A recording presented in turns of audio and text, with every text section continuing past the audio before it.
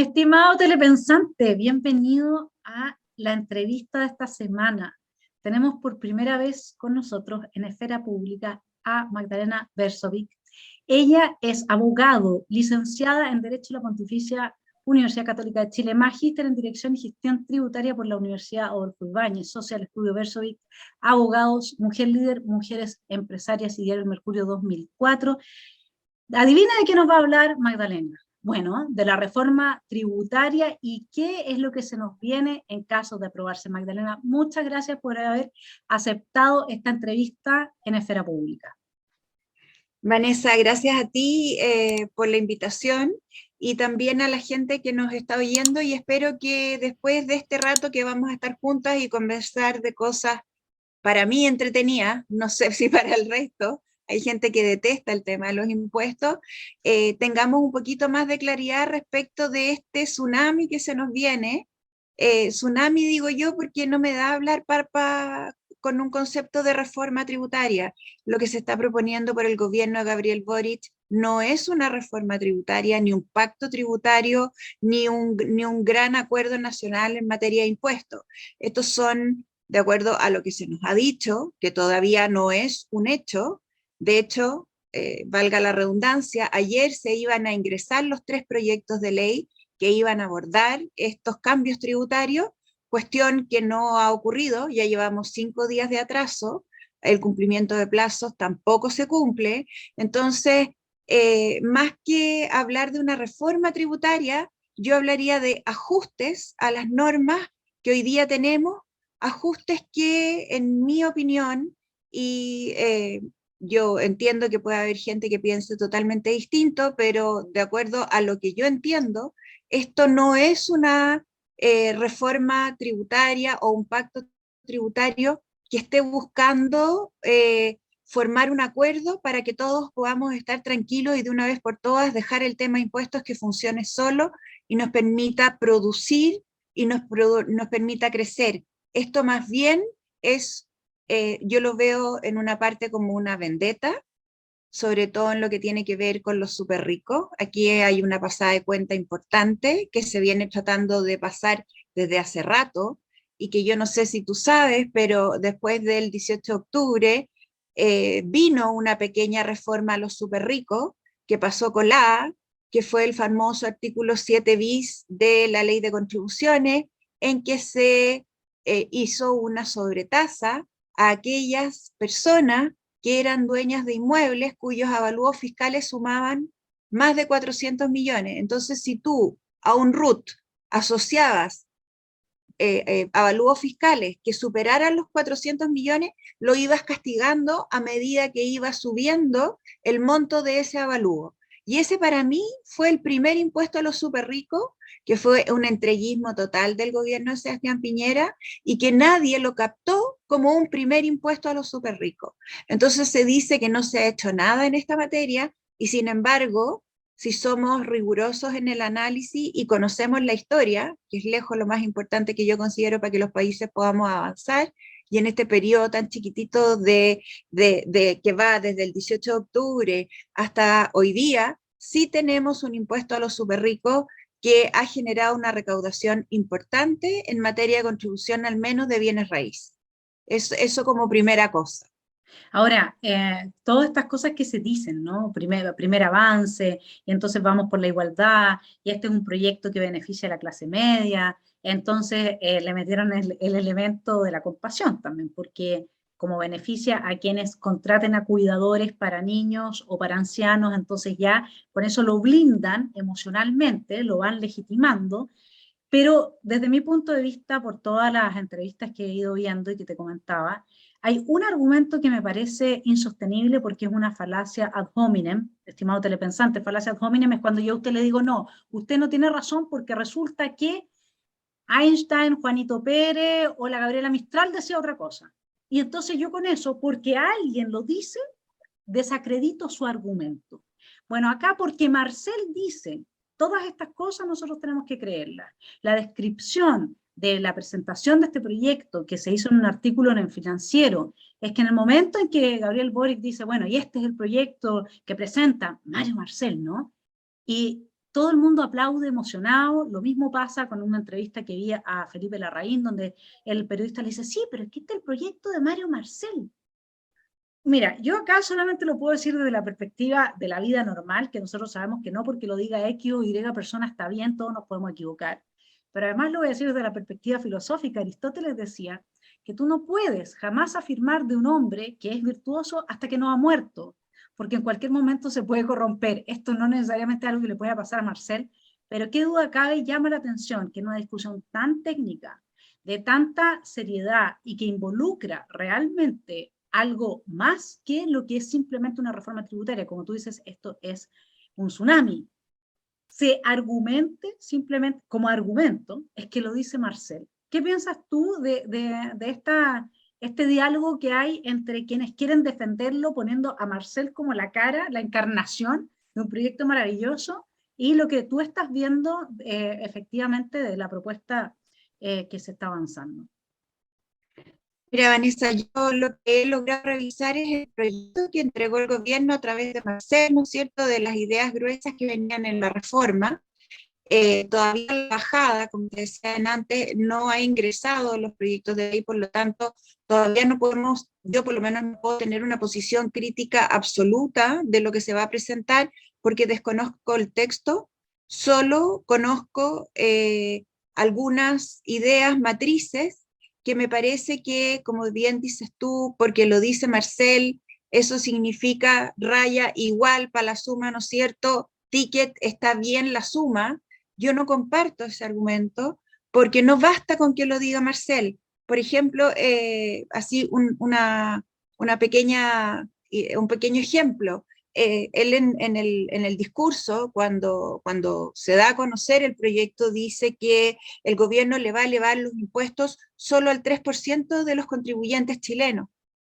¿Quién puede en su sano juicio decir que una reforma o un cambio tributario como este va a afectar solamente al 3% de las personas? Nos vamos a ver afectados todos. En la medida que los impuestos suben, ya sea de manera directa, ¿no es cierto? En materia tributaria tenemos el sujeto de hecho y el sujeto de derecho. El sujeto de hecho es quien paga efectivamente el impuesto y el sujeto de derecho es quien está obligado a pagarlo.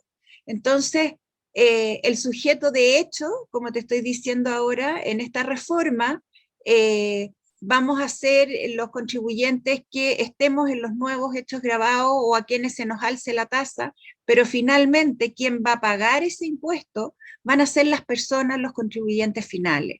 Y eso te quería además agregar que en un gabinete mediocre como el que tiene Gabriel Boric, y lamento la opinión, es una opinión personal, pues va a haber gente que obviamente tiene otra opinión, pero yo de lo que he podido enterarme desde marzo hasta ahora, y gente con la que me tocó trabajar antes, porque yo no tengo que hacer el disclosure aquí, que fui la coordinadora del programa tributario del gobierno de José Antonio Kast. En esa calidad me tocó interactuar con muchos de los personeros que hoy día están en el mundo de la reforma tributaria de Gabriel Boric, en que en los foros yo me daba cuenta de la falta de rigurosidad y de la falta de, eh, por decirlo de una manera elegante, de la falta de precisión en materia tributaria. La materia tributaria, a diferencia de otras materias del derecho, aquí no se puede interpretar por analogía, aquí tú no puedes extrapolar la situación de un contribuyente a otro. La ley tributaria es muy restringida porque como lo que hace es pescar parte de tus recursos, tiene que estar muy bien establecido cuál es el hecho agravado, quién es el sujeto, etcétera. Entonces, cuando tú no tienes esos elementos en el proceso legislativo tributario, finalmente terminas con una norma que puede ser incluso inconstitucional. Yo sé que hablar de inconstitucionalidad hoy día es como hablar de Cantinflas, pero supongamos en un Estado de Derecho pre-18 de octubre, en que las instituciones eran respetadas y funcionaban, muchas de las cosas que se están proponiendo hoy día no pasan el sedazo del Tribunal Constitucional. Y para eso, por ejemplo, te pongo el caso de los DFL2. el proyecto del gobierno, primero de eliminar todos los DFL2 que una persona tenía y acotarlos a 2, eso fue con efecto retroactivo y fue inconstitucional y pasó piola. ¿Por qué? Porque había que recaudar. Siempre hay una buena razón, pero siempre en el fondo no porque yo te avise que te voy a robar, quiere decir que estoy validando el robo. ¿Ah? Me parece que ahora decir que los arrendamientos de los inmuebles de FL2 van a pagar impuestos es ir en contra de las reglas del juego. El DFL2 es un decreto ley. El decreto ley es una norma imperiosa para el Estado que tiene que cumplir con el particular. Y por lo tanto, si nosotros empezamos a sacar como estas piezas que son como la base de la pirámide sobre la cual estructuramos nuestro sistema jurídico, es como el juego ese de los niños, en que si tú vas sacando los pedacitos hasta que alguien saca uno y se cae todo, bueno, yo creo que hemos iniciado un proceso en el que estamos sacando los cubitos de a poco y de repente esta cuestión va a desplomarse. Y no te lo digo solamente en un tono de contarte algo como en medio así como en divertido o en una alegoría, sino que te lo digo en serio. Yo en mi experiencia profesional, desde el estallido social hasta ahora, eh, los capitales extranjeros han migrado, o sea, los capitales chilenos han migrado buscando refugiarse no solamente para obtener mejores rentabilidades, sino para algo muy grave que yo nunca pensé que nosotros íbamos a hablar como país, que era el riesgo Chile. Yo nunca, en los 25 años que llevo ejerciendo, habíamos considerado el riesgo país como un elemento para una planificación tributaria. Y no te digo una planificación tributaria para pagar menos impuestos, sino que para tratar de buscar la jurisdicción que mejor nos protege desde el punto de vista de tasas y de seguridad jurídica. Sí, definitivamente ha cambiado el escenario y este sacarle la base a la pirámide pieza por pieza es un trabajo de joyería que se ha ido haciendo en todo ámbito de cosas. Ahora, si vamos estrictamente a lo planteado por Marcel, dicen que van a afectar solamente a los más ricos, al 3%, y que entonces la clase media, no es que esto es tan ridículo, a mí a veces me da risa como la gente se traga los cuentos chinos de la izquierda, perdona, pero yo hoy día estoy leyendo el proyecto Nueva Constitución, ¿ya? Y desde que lo leo me vienen ataques de risa espontáneos cada cierto tiempo, durante el día, digamos, porque es impresionante la cantidad de absurdos y brutalidades, entonces como que ese es mi estado anímico. Cuando uno dice, vamos a, en definitiva, descontar la base del global complementario, el pago del arriendo, ¿no es cierto? Pero en definitiva, lo que van a hacer al mismo tiempo es que al que arrienda se lo van a subir. Inevitablemente, si a mí el costo de arrendar me va a aumentar, voy a traspasar ese costo al consumidor final. Eso es lógico. Yo no sé cómo no se dan cuenta de una cosa así. Si tú tuvieses que evaluar esta reforma, a ver, una cosa que además tú la mencionaste en una entrevista que oí, es, bueno, ¿quién me asegura a mí hacia dónde van los fondos? Tú das el ejemplo de que cuando un joven, hijo de nosotros, sobrino, que sé yo, nos pide plata para ir al cine, nos está diciendo, ¿para qué nos está pidiendo la plata? ¿Sí? Acá Michelle Bachelet dijo para qué, pero la usó en otra cosa y parece no haber obligatoriedad entre recaudar la plata, la cantidad que sea, y destinarla a lo que se dijo que se iba a destinar. Ese es un punto. Otro punto es, bueno, se hace la reforma. ¿Cómo afecta la reforma a la clase alta, digamos ABC1 o AB, por decirlo, a la clase media, C1, C2, C3, y a la clase baja? ¿Cuál es tu análisis en ese sentido? A ver, yo tengo como dos ideas, Vanessa, no sé si te capté bien para dónde querís que te responda, pero lo que sí entiendo, como dices tú, cuando comenzamos la conversación, tú me decías, mira, apelaron al argumento como de teleserie mexicana, de que vamos a proteger a aquellas personas que se dedican a criar niños con problemas, adultos mayores incapacitados. Creo que es instrumentalizar el dolor humano y eso me parece muy mal. Si bien el objetivo es loable, creo que están siendo instrumentalizados y eso a mí no me parece, no estoy de acuerdo. Lo mismo ocurre con la rebaja de los arriendos. En el fondo, ¿qué es lo que está pasando? En Chile hoy día comprarse un inmueble del valor que sea es imposible.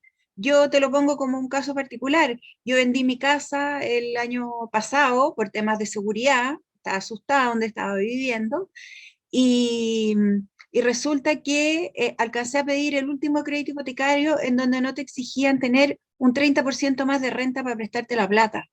Hoy día es imposible en el mercado bancario obtener un crédito hipotecario en condiciones que sean pagables, porque a la gente se le está exigiendo un 30% más de la renta que ya se le exige, que al menos es el 25% del ingreso que es, obtiene. O sea, si es un dividendo de 250.000 pesos para poder comprarte una casa, tú tienes que acreditar ganar 1.000.000. Hoy día, con la situación como está, tienes que agregarle a esos 250 lucas el 30% más de acreditación de patrimonio, porque si no el banco no te presta la plata, fuera de lo que es la tasa de interés, que ya estamos por sobre cualquier margen razonable o tasa razonable. Y además viene un segundo tema que yo no sé si tú lo viste en la reforma, pero eh, la gente que tiene créditos hipotecarios y por lo tanto paga una tasa de interés por esa plata, tiene derecho a rebajar de su base imponible en el impuesto global complementario hasta un cierto tope, ¿no es cierto? Entonces se dijo, bueno, mire, como a la gente que compra la dejamos rebajar los intereses para los efectos del pago de impuestos, igualemos la situación con el arriendo, pero nos metieron el gol de media cancha y se fueron a los intereses, o se fueron a los arriendos de los DFL2 y grabaron con impuestos DFL2 que son instrumentos que han servido en la construcción de, o sea, Chile se construyó en base al DFL2. Es un instrumento súper eficiente, obviamente que hubo, yo no hablo de abuso porque la ley lo permitía y era una mala técnica legislativa que una persona pudiera tener 30, 40, 50, hasta 100 DFL2 si se quería. No era que la persona fuera una abusadora, la ley se lo permitía. Entonces lo que hubo que hacer fue contener esa norma y restringirla, pero se hizo de una manera que en mi consideración se hizo de manera ilegal. Yo no defiendo a los super ricos se defienden solos, no necesitan, yo no tengo clientes super ricos, tengo clientes medianos, tengo clientes que son dueños de empresas que se dedican a construir edificios, que se dedican a hacer zapatos, todo el mundo jura que yo más o menos soy la asesora de Luxit y de No Tengo Idea y de los Yarur, por decirte cualquier cosa. Esa gente no llega a nosotros, porque ellos necesariamente siempre tienen que ir con Big Four, porque están regulados, tienen otras cosas. Mis clientes es gente común y corriente, que hoy día lo que veo yo en las reuniones, cuando nos juntamos, es agarrarse la cabeza a un mano y decirme, Elena, ¿cómo vamos a salir de esto? ¿Por qué? Porque muchos de mis clientes han vivido de una renta, de un sueldo, y las utilidades que generaron sus empresas históricamente, Vanessa, y créeme que esto es cierto, tengo empresarios que no han retirado nunca utilidades de sus empresas para generar mejores negocios. Entonces, ¿qué es lo que propone el proyecto que hoy día nos están tratando de meter? Es grabar con un 1,8% una tasa de interés sobre el stock de utilidades existentes en las empresas. Entonces la gente, ¿qué es lo que piensa? Esto tiene dos lecturas. La lectura estúpida, que es que el empresario tiene ese stock de utilidades en una caja fuerte en donde saca todos los meses, así negro, para no pagar impuestos global complementario. Esa es una mirada. Y la otra es esa persona renuncia a retirar utilidades para generar nuevos negocios con esa plata. Y fue gracias a ese sistema que del año 90 hasta 30 años después, hasta la primera reforma, hasta la 20.630, la de Sebastián Piñera, en donde se cambiaron las reglas, los empresarios crecieron, crecieron, crecieron, porque a medida que dejaban las utilidades adentro de la empresa, se generaban nuevos recursos en la economía y, no se, y el consumo, es decir, cuando tú tenías que retirar para pagar colegios, universidades, benzina, etcétera, eso era lo que se castigaba con global complementario. Pero esta como castigo o esta tasa de interés, esta como etiqueta, ¿no es cierto?, que te pusieron de empresario sinvergüenza porque arrastras utilidades en tu empresa, nadie entiende por qué efectivamente eso ocurre. Podrán haber algunos que lo hacen y que son sinvergüenza, pero la mayoría de los empresarios, por lo menos a la gente con la que a mí me toca interactuar, esas utilidades que se generan ya están gastadas en la mente de esta gente pensando, o no gastadas, sino que invertidas en nuevos negocios, y así ha crecido Chile. Entonces, ¿cómo podemos entender que esta es una reforma pro inversión cuando se castiga el stock de utilidades existentes en las empresas? Entonces, para contrarrestar esto, te traigo una papa caliente que todavía no sale y que me la soplaron por ahí. Se está pensando en un nuevo impuesto sustitutivo, ahora con una tasa del 8%, pero que no te va a dejar utilizar el crédito de primera categoría que traes acumulado. En castellano, en el gobierno de Michelle Bachelet, y si estoy siendo muy latera, Vanessa, por favor, tú córtame, porque a No, mí, no, para mí, no, dale, dale, dale. Sí, aquí estamos todos de telepensantes y todos tenemos que aprender, así que ya, yo encantada. Eso para mí es algo nuevo, porque como tú dices, papa caliente, yo sí sé que se ha discutido que supuestamente ese 2% que ahora le van a rebajar los impuestos a a ciertas los I más D. empresas. Entonces esto tendría toda esta connotación de ser pro inversión, y tú estás Claro. desmantelando eso, así que está fantástico. Entonces, voy porque en el fondo lo que se está pensando y se está tratando de transar hoy día en el Congreso, antes de presentar el proyecto, es un nuevo impuesto sustitutivo. ¿Qué te quiero decir con esto? Olvídate del 1,8 porque ese es un impuesto de castigo. El impuesto sustitutivo es un premio. ¿Por qué?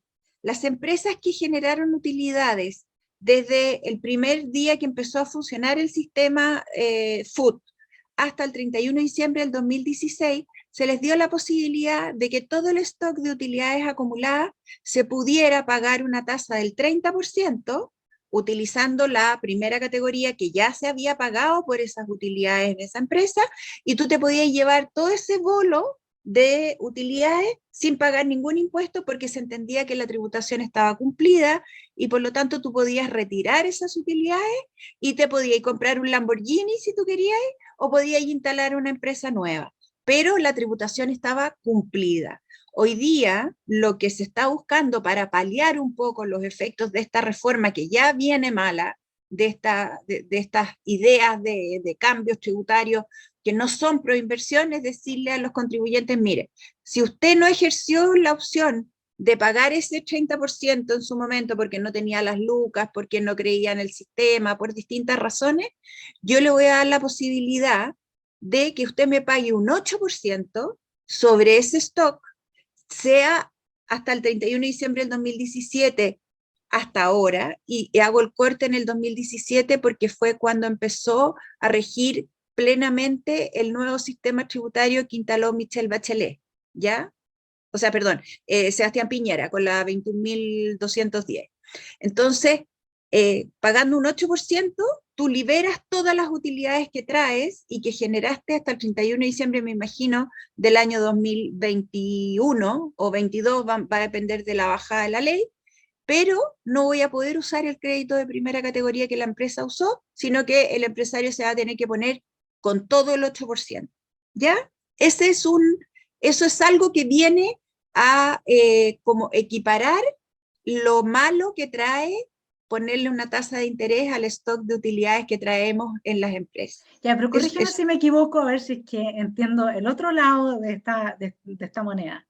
Por el otro lado, siendo que efectivamente equipara, lo que logra el gobierno con esto es pegarse una recogida muy importante de recursos en un corto plazo, porque sí, los va a obligar a tomar esa decisión inmediatamente y va a poder entonces recoger ese 8% dentro de un plazo que si no probablemente hubiese sido mucho más difícil, etcétera, etcétera. O sea, si yo soy gobierno y quiero implementar un cambio muy radical de vida para el país y necesito financiarlo, acá estoy encontrando una fórmula para ser muy eficiente, hacerle creer a quienes estoy beneficiando con que es un beneficio, porque quedémonos de acuerdo que es un beneficio. ese beneficio que se está dando se va a acotar y probablemente con el avance de este tipo desde la reforma tributaria hasta todos estos pedazos de la base de la pirámide, que como tú dices, todas estas piezas que se empiezan a mover, no va a permanecer en el tiempo. O sea, este no es un beneficio que se va a mantener en el tiempo, no va a hacer que yo en 10 años más, si vuelvo a tener una acumulación de stock, ¿no es cierto?, voy a poder nuevamente, pagando solo el 8%, retirarlo en 10 años más. Esto es de una sola vez, me imagino, ¿no es cierto? Y el detalle no lo tengo, Vanessa, ya, todavía me lo porque, soplaron como ya, idea porque va a así. depender de eso, porque si es una sola vez de partida, lo que va a permitir es una agarrada de Es plata recursos fresca. muy rápida, pero además el incentivo no va a quedar puesto para que se vuelva a producir ese círculo virtuoso de la acumulación de stock de capital, sino que No, va a quedar el incentivo puesto para que nadie haga eso.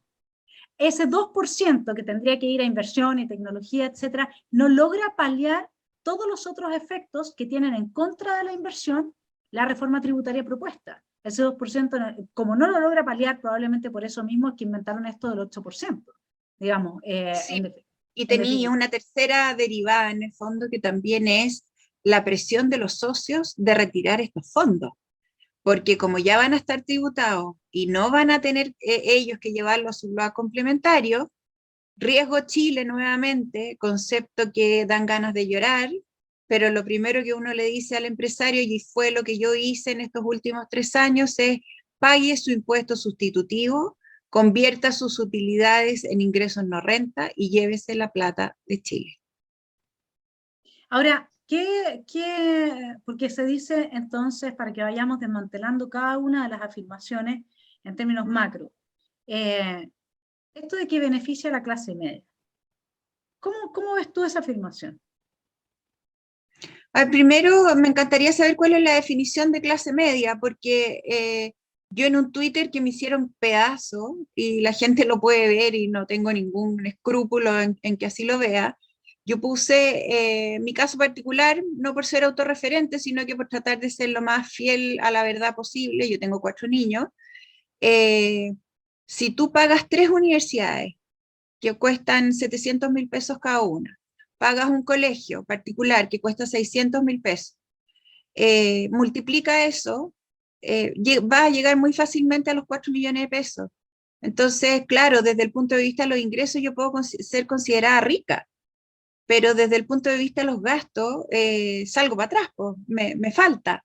Entonces, ¿quién es clase media? ¿Por qué este gobierno no se hace cargo de una vez por todas de la familia como el grupo, como el contribuyente principal, como ocurre en muchos países? Porque nosotros tenemos, claro, hombre-mujer o acuerdo de unión civil entre parejas del mismo sexo, me importa un huevo quién esté con quién, lo importante es que hay un vínculo legal que los considere marido-mujer o convivientes civiles o como se llame, pero que sean tomados como una familia porque ambos contribuyen, ¿no es cierto?, a los gastos familiares y no se toma en consideración los gastos de educación, porque si alguien me dice, no, si los gastos de educación existen, eso es una cuchufleta, esos son 40.000 pesos al año con suerte, o sea, no, le sirve a muy poca gente y no, realmente no es una ayuda. ¿Por qué no se toma en consideración parte a lo mejor de los gastos de estudio, parte de los gastos de alimentación? ¿Por qué no hay transferencias directas en esta propuesta de reforma tributaria? ¿Por qué no se cree en los seres humanos? ¿Por qué no se cree que una persona con un bono, ¿no es cierto?, puede elegir si quiere ir a la clínica alemana o quiere ir al CESPAM de la esquina? ¿Por qué le tengo que decir dónde tiene que llevar a sus niños al colegio?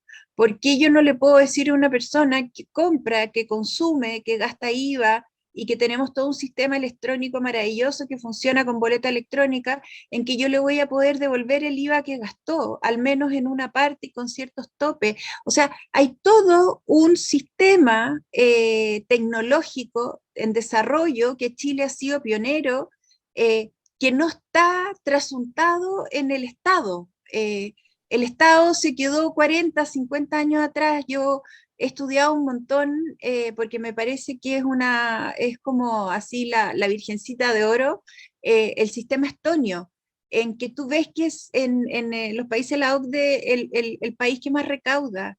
Tú cuando naces en Estonia, lo primero que se hace es meter tus datos en un computador y decirte a qué colegio vas a ir, el que va a estar más cerca de tu casa, quién va a ser el doctor que te va a atender, te van a entregar un dispositivo eh, tecnológico en donde vas a poder interactuar con el Estado 24/7 y lo único que tú no puedes hacer es casarte o comprar un bien raíz. Entonces, de la reforma tributaria, de cómo vemos, cómo seguimos estrujando el limón, cómo seguimos parchando las bicicletas, ¿no es cierto?, con las ruedas que ya no les queda aire, ¿por qué no podemos dar vuelta a esta cuestión y verlo desde la otra perspectiva, de cómo le exigimos al Estado que recaude bien? ¿Por qué miércoles no se nos dice dónde se van a gastar los recursos? ¿Por qué tenemos que creer hoy día que la recaudación va a ser de un 4, algo cuando Michelle Bachelet nos dijo que iba a ser de un 3 y no alcanzó a ser ni siquiera el 1,3? Entonces, ¿qué evidencia empírica o qué ha cambiado hoy día, salvo la figura de Mario Marcel, y volvemos a retomar tu entrevista, tu parte inicial de la entrevista, qué tiene Mario Marcel que no haya tenido arena, que nos hace en el fondo creer en que todo lo que se nos está proponiendo hoy día es una verdad que vamos a tener que creer a rajatabla? Yo no tengo nada personal en contra de Marcel, lo considero un ser humano como todos los seres humanos, digno de respeto, dignidad, y me parece que su dedicación y su tiempo y tal vez quemar su capital político allegándose a un gobierno comunista, lo encuentro bien valiente o bien kamikaze, todavía no lo tengo muy claro, pero me parece que hacer como ciertas afirmaciones, Vanessa, que aunque vengan de Marcelo, vengan de Luis XIV, me parecen igualmente sospechosas, porque en la realidad, en los últimos 30 años, este país no ha logrado recaudar 3 puntos del PIB en ninguna de las reformas tributarias que se han propuesto. Entonces, con un dólar a 900 y tanto, con un cobre que se fue a la punta del cerro, con un riesgo Chile, porque realmente todo el tema de que significa Araucanía, etcétera, y yo ni siquiera te he tocado la Convención Constitucional, porque yo por una cuestión de sanidad mental no seguí ninguna discusión, no leí nunca ninguna de las cosas que está, porque prefiero dedicar mi tiempo a las cosas que espero salgan del horno y no a estas cuestiones que al final son puras elucubraciones y estudios de matinal y entrevistas de matinal de gente que no tiene idea para dónde va la micro, y que finalmente necesitamos gente seria, y por eso hay tanta fe en Marcel, porque es de la gente seria que se ve en el gobierno, pero no porque él lo diga significa que eso se va a cumplir, porque si no yo estaría en su casa tocándole la puerta para que me dé los números del loto. No, y además la evidencia empírica prueba lo contrario. Ahora, si yo soy de clase media, comillas, entendamos que clase media es lo que ellos consideran por clase media. Es decir, el sueldo bajo los 4 millones, ¿cuál era la cifra que ponían? La tengo por acá. Si yo soy de clase media, ¿qué, cómo me afecta a mí? ¿Cuáles son los efectos que tú ves?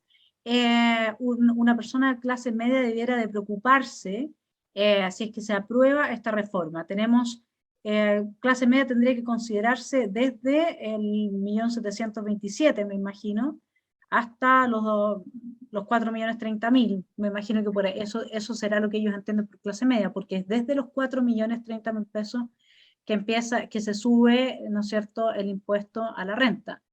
Entonces ellos dicen que no van a afectar a la clase media y que van a afectar solamente al 3% más rico del país. Si estás hablando con una persona de clase media, ¿cómo le explicarías que le va a afectar esta reforma?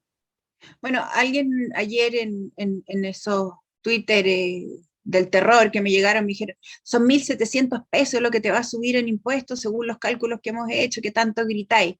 Sí, son 1.700 pesos, ok, si nadie está en contra de que te suban 1.700 pesos. Si el problema es el efecto multiplicador que eso tiene, subir los impuestos finalmente, qué es lo que son los impuestos? Yo aprendí que los impuestos eran las transacciones que se dejaban de hacer en el mercado, ¿no es cierto?, para que las hiciera el fisco. Y cuando el fisco es el que hace las transacciones, tenemos claro quién tiene mejor rentabilidad. Eso yo creo que no hay nadie que pueda decir que el fisco es un mejor comerciante o un mejor empresario que un particular. Entonces, esa persona se va a ver afectada de todas maneras por el alza del impuesto a los combustibles, porque el dólar va a subir, porque la UEF va a subir, entonces a lo mejor no tanto por el impacto por ser clase media, sino que por el impacto de ser un ciudadano. Claro, y ahí el tema de los arriendos y los DFL2. ¿Cómo lo ves? Porque también se hablaba de que esta era una forma de transparentar en la medida que lleva al dueño de la propiedad a declarar el arriendo para que se le descuente el global complementario, que era una forma Ujú. también de recoger impuestos, digamos, a partir de, de que se transparente y de que ya haya mayor nivel de formalidad en esto, Es una etcétera. norma antielusiva, Sí. básicamente, Ujú. porque busca en el fondo, sin que el fisco haga mucho, la gente presiona por obtener esos certificados de arriendo para poder rebajar su global complementario. Es como lo mismo con la boleta o la factura. Hoy día nadie quiere, o nadie, me refiero a la gente decente, nadie quiere que no le emitan la factura o la boleta porque todo el mundo quiere usar ese gasto, ¿no es cierto? Bueno, esto es lo mismo. Y a mí me parece que en materia de DFL2, como te digo, me parece bien que estemos en un plano en que de aquí para adelante reconozcamos las reglas nuevas, pero los stocks que vienen, necesitamos un fisco que respete la palabra empeñada. Y así como se eliminó el DFL 600, el DL 600, no podemos hacer cada vez que el Estado hace un contrato ley, después borre con el codo, ¿no es cierto? O sea, borre con la mano lo que escribió, o borre con el codo lo que escribió con la mano, Sí. eh, dependiendo de la autoridad que esté arriba. Yo creo que gran capital que nosotros teníamos era la palabra empeñada. Chile era un país serio que cumplía y que a pesar de cualquier dificultad, la palabra empeñada era ley y la gente así lo entendía y como te digo, yo en el nicho pequeño en el que me muevo, nosotros nunca en 25 años quisimos proteger del riesgo Chile a alguno de nuestros clientes o de clientes extranjeros.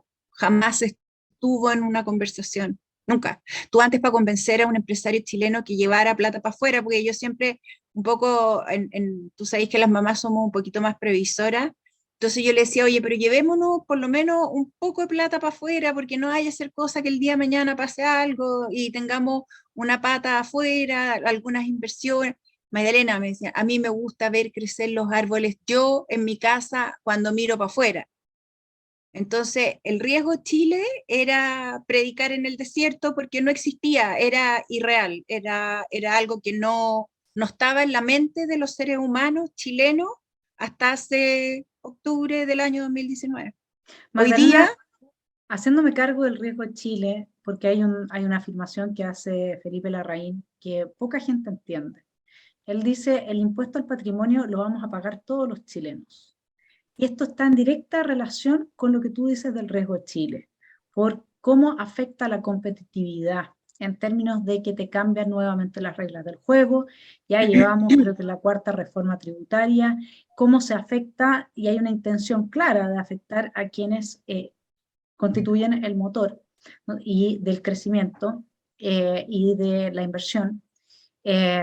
Todo esto, por eso dice Felipe Larraín, el impuesto al patrimonio lo vamos a pagar todo. Esto es absurdo pensar que solamente va a afectar a las personas, a los tramos, digamos, que se contemplan. En ese sentido, ¿se nos dispara el riesgo de Chile?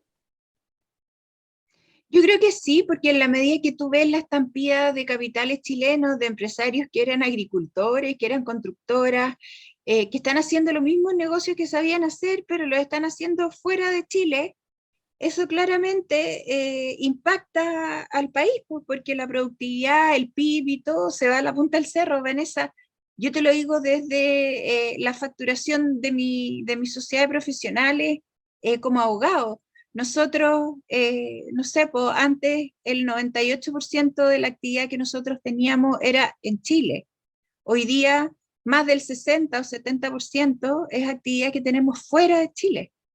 Y eso no es porque nosotros seamos, como te decía, los abogados, los ricos, somos los abogados de los empresarios que se ven amenazados con un país que no tiene reglas claras todavía no conocemos los términos de la Constitución, lo que ha sido de verdad un meterse bajo el agua y aguantar la respiración, porque es tan largo el proceso, ha durado tanto, y hay muchas decisiones que están todavía ahí a la espera, ¿te fijas?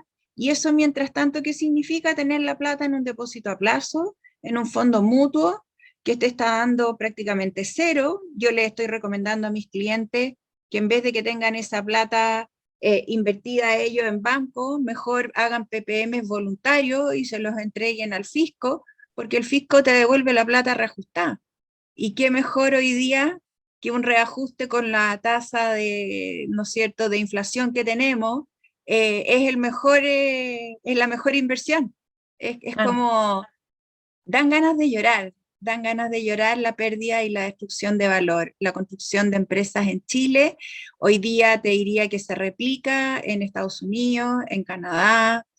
Nosotros tenemos inversionistas importantes que están en Uruguay, Portugal, y no solamente por cambio de domicilio tributario buscando mejores condiciones, sino también huyendo de los famosos impuestos a los súper ricos, que el impuesto a los súper ricos ya está bien, si ellos tienen que colaborar, ok, y ese es el compromiso, estamos de acuerdo, pero ¿cuál es el efecto que trae eso consigo?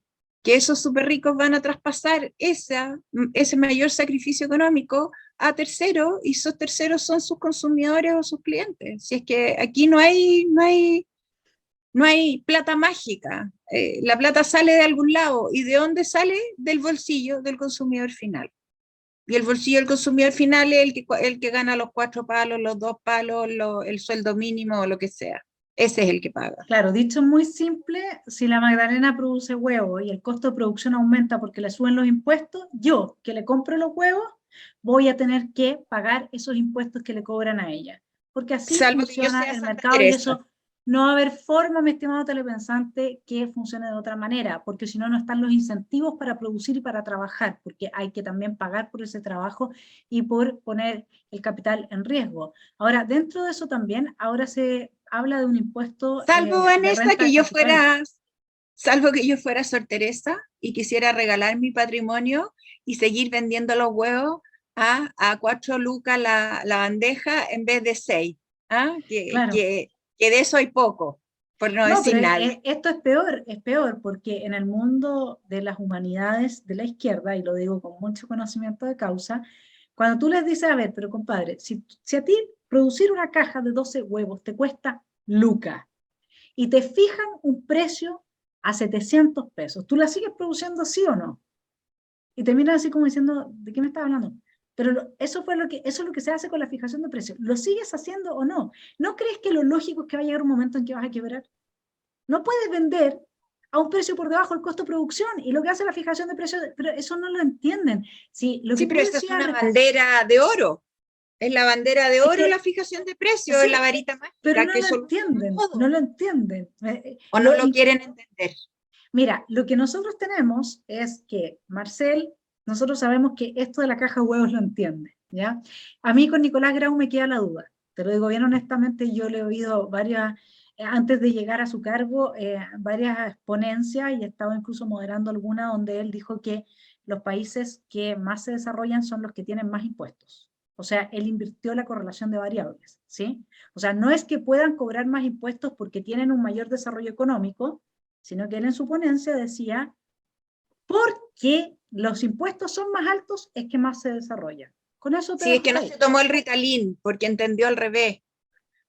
Entendió al revés. Entonces, una pregunta que también está asociada a al movimiento telúrico más fuerte, que desde la perspectiva de los comentaristas puede generar la aprobación de este proyecto, es el impuesto a renta de capital.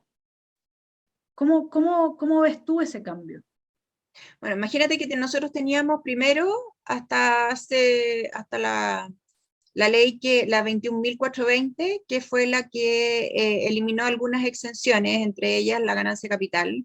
Cuando tú transabas en bolsa con acciones de alta presencia bursátil, tu tasa de impuesto era cero por la ganancia capital. Ya había un beneficio. Después esa tasa se subió a un 10. Ahora vamos a un 22. Eh, ¿Qué queréis que te diga? ¿Quién va a querer venir a invertir a Chile en transacción de acciones de bolsa con esas tasas. No son competitivas. Chile deja de ser un país competitivo y vamos a tener que buscar u otros lugares donde sea más atractivo invertir y un poco concatenándolo con los súper ricos. ¿Qué es lo que ocurre con el impuesto a los súper ricos? El primer año de recaudación puede ser un año récord, ¿no es cierto? Y estar todos felices porque al final los ricos se metieron la mano al bolsillo y contribuyeron a este país, como si no dieran empleo. Pero bueno, eso es otra cosa. Pero el año 2, la recaudación va a ser, no sé si cero, si todos van a ser tan vivos de mandarse cambiar, pero sí va a haber una baja importante, porque obviamente que hay jurisdicciones que no lo tienen y que son más beneficiosas, entonces los capitales líquidos se van a mover a jurisdicciones y eso es lo que ha ocurrido en la historia, o sea, yo no te estoy hablando desde la teoría, en la OCDE, en los países que han tenido impuestos a los súper ricos, solo hoy día que tenemos 3 países que lo mantienen, el resto todos los eliminaron. ¿Por qué? No por el efecto inmediato, porque el efecto inmediato es maravilloso. Año 1, recaudación récord. Año 2, te fuiste al tarro. Entonces, y aquí estamos buscando impuestos a los súper ricos cuando ya hay impuestos a los súper ricos, como te decía, la famosa sobretasa contribuciones. Está también todo el tema de la eliminación de la pensión general para financiar la pensión general universal, la norma el 4 de febrero, que estableció impuestos sobre los helicópteros, las naves, etcétera, que me parece bien que si esa gente quiere, o sea, tiene que, ok, que pague. Eso prácticamente no tiene demasiada incidencia, ¿no es cierto?, en nuestra economía. Pero sí tiene, por ejemplo, la indemnización de los seguros de vida, en los que estamos hablando de seguros de vida, yo no te estoy hablando de seguros de vida de gente millonaria, pero sí, ponte tú, de gente que ahorró toda su vida y que su familia va a recibir, no sé, 100, 200, 300 UF, van a tener que pagar impuestos a la herencia, hasta 25%, por un monto que viene a reemplazar la capacidad que tenía la persona que murió de mantener a su familia. Entonces yo me agarro la cabeza a dos manos y digo, Dios mío, ¿pero por qué? ¿Cachai? Si en Bueno, el fondo... sí, yo estoy después de todas las descripciones que ha hecho, de lo que veo, o sea, hay una coherencia entre este tema del 8% con el stock, con la acumulación de stock y el retiro, porque también es plata fácil, de muy corto aliento y una recogida rápida. Lo del impuesto al patrimonio, de lo que Marcel está por supuesto consciente, por supuestamente no existe, mi estimado telepensante, me chispoteé, por supuesto consciente, eso también va a generar el mismo efecto. Es decir, en el corto plazo va a generar una recogida importante de plata. Lo que quiere decir que esto no está siendo pensado para una política pública sostenible en el tiempo. Porque sabemos que lo que vamos a recoger en parte importante no se va a sostener en el tiempo. De ahí que lo que uno tendría que pensar es cuál es la finalidad para la que se tiene que recoger tanta plata en un periodo tan corto que sabemos que no se va a poder mantener en el tiempo. Eso no es derecho social, porque los derechos sociales tienen que ser sustentables con políticas públicas y una estructura tributaria sustentable para el mantenimiento de esos derechos sociales en el mediano y largo plazo. O sea, si yo estoy diseñando un proyecto de reforma tributaria que es una parte importante, solo va a destinarse a recoger plata en el corto plazo, es porque mis objetivos son de corto plazo. Y ahí sí que nos quedamos con la gran duda, ¿para qué quiere Marcel la plata? Bueno, y ahí viene la otra mirada, pues, Vanessa, en el fondo, ¿por qué se hace tan odioso el pago de impuestos? Porque en general la persona que los paga, conscientemente me refiero, no recibe mucho a cambio. No mandas un niño a la escuela, no se atiende en el CEFAM, el sistema de justicia, ojalá que no le toque nunca interactuar, te fijas, tenemos un sistema de protección de carabineros que hoy día, para mi gusto, para lo que yo vivo en sociedad, es para entregarle el monopolio de la fuerza al Estado para que me permita a mí desarrollar mi plan de vida de la mejor manera posible. Yo no concibo un Estado si no es para eso. A mí, que el Estado me diga dónde tengo que mandar a mi niño al colegio, de qué color me tengo que vestir, todo eso a mí no me llega, ¿te fijas? Yo vivo en comunidad para vivir tranquila, para ser protegida. Y eso hoy día no está ocurriendo y por lo tanto, y te lo voy a decir así, casi como bandera de lucha, me legitima para dejar de pagar impuestos. Porque ¿por qué yo tengo que pagar por algo que no estoy recibiendo? Entonces, cuando me están imponiendo un sistema tributario o una reforma tributaria en la que yo no veo ningún beneficio detrás, como dices tú, de largo plazo, en donde se va a invertir en educación, donde se va a invertir en policía, donde vamos a hacer esto, donde vamos a hacer lo otro, a mí me parece que eso a mí, como te digo, con toda tranquilidad me habilita a no pagar impuestos. Y te lo digo de la manera más segura posible, probablemente después me tendré que ir a internar al Peral con una amiga mía que tengo allá, pero, pero yo me siento como de verdad un súbdito de la corona del señor Boric y no como un ciudadano al que yo le tengo que exigir a él que me dé orden y tranquilidad para yo poder trabajar tranquila y entregar los impuestos que sí le van a permitir a la población vivir en paz. ¿Te fijas? Esa es un poco la visión que yo tengo hoy día. Entonces, no Magdalena, sé. me parece que somos muchos los que compartimos, sobre todo si vemos a qué destinó los fondos la señora Bachelet, que contrató 45.000 de sus amigotes al servicio de un Estado que es un Estado prácticamente fallido en todos los servicios, digamos, ¿no es cierto?